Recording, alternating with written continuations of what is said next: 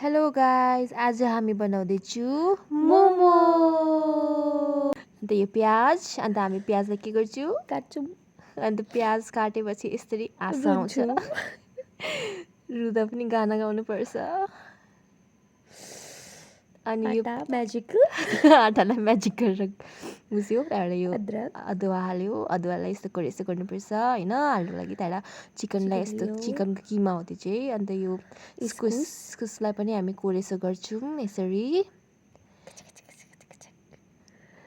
अन्त यो हाम्रो रेडी भयो यति। अनि यो माथि हामी डाल्छु अजिनामोटो एन्ड त्यसको माथिबाट नमक होइन नुन।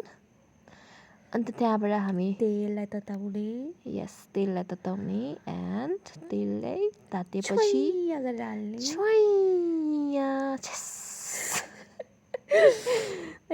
तातो तातो मुस्ने पिल्छे नि मुस्ने तर पिल्छिँदैन पिल्छ्यो भने पनि मुस्ने।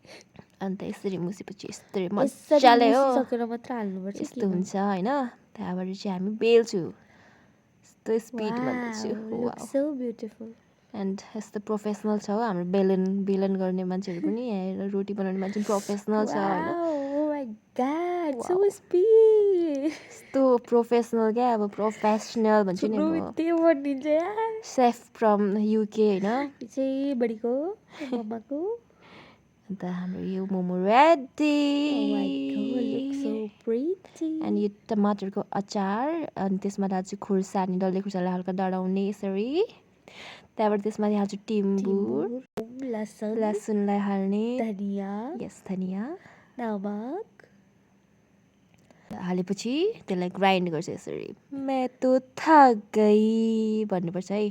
तर यो अचार रेडी हुन्छ त्यसरी भनेपछि। प्लेटमा सर्भ हुन्छ यस्तो देख्छ। Wow then we will test.